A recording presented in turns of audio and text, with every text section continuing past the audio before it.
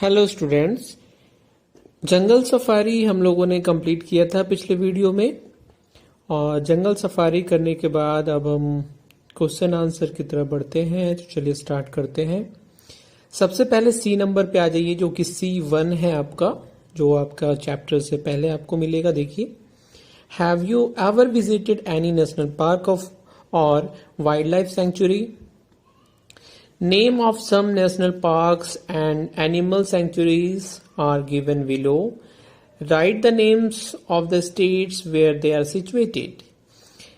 क्या आपने कभी कोई नेशनल पार्क या वाइल्ड लाइफ सेंचुरी विजिट किया है? अगर किया होगा तो आप वहां के बारे में जानते होंगे।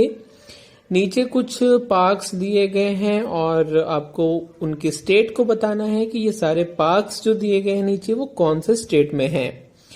तो फर्स्ट इसमें हो जाता है आपका कॉर्बेट नेशनल पार्क, जो कि हमारा भारत का सबसे बड़ा वाइल्ड लाइफ सेंचुरी है, जो कि आपका उत्तराखंड में है। इसको जिम कॉर्बेट के नाम से जाना जाता है, जैसा कि आप लोग पिक में भी देख रहे हैं। देखिए, ये इसका मेन एंट्रेंस गेट है, यहां से हम इंटर करते हैं। सेकंड है आपका बांधवगढ़ नेशनल पार्क, जो कि आपका मध्य प्रदेश MP में है। ये भी आप देखिए पिक में। तीसरा है आपका गिर जो है, गिर वाइल्ड लाइफ सेंचुरी है, वो आपका गुजरात में है। ठीक है, ये भी आप देख सकते हैं।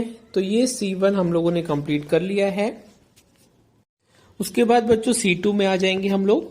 On the basis of the story reach, organize the events in the correct order by writing the number against each sentence.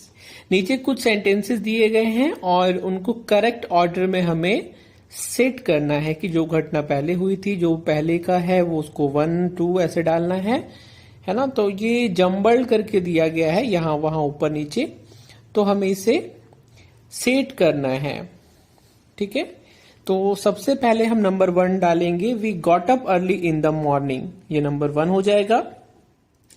Second हो जाएगा there was a special board for our family. उसके बाद थर्ड नंबर हो जाएगा we saw a herd of sambar deer close to the lake. Fourth number हो जाएगा yes we began take with calm minds. Fifth number पे we saw the footprints of elephants, bears and tigers. Sixth number पे we put our legs in the cool waters of the lake. And seventh last, we spotted a family of tiger. Yes, जब वो लोग return हो रहे थे तो उन लोगों ने फैमिली ऑफ टाइगर्स देखा था। ठीक है, तो ये हम लोगों ने C2 भी कंप्लीट कर लिया है। अब आ जाएंगे बच्चों C3 में।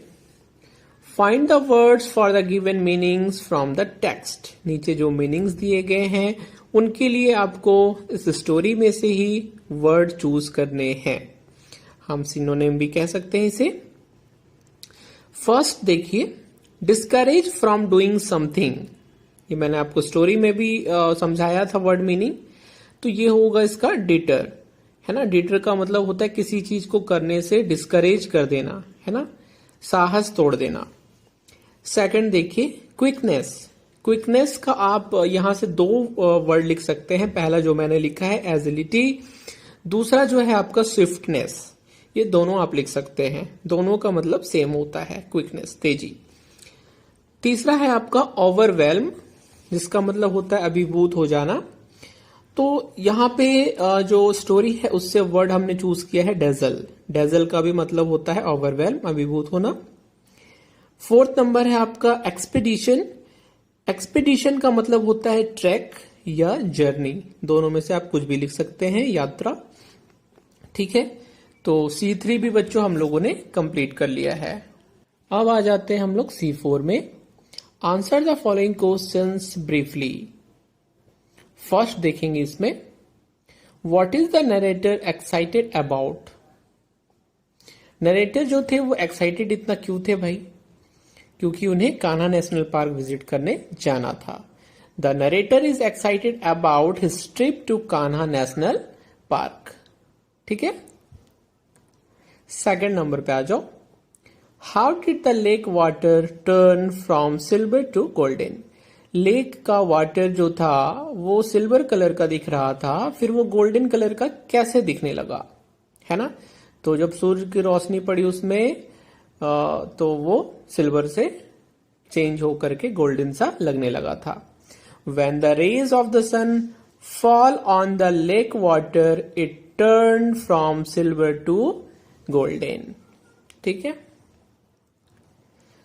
नंबर 3 में हम लोग आ जाएंगे। Was the narrator scared of wild animals in the forest? Give a reference from the text to justify your answer। देखिए, कहता है कि क्या नरेटर जो था वो डरा हुआ था फॉरेस्ट में वाइल्ड एनिमल से, और हमें ये कौन से टेक्स्ट से पता चलता है कि हाँ वो लोग डरे हुए थे।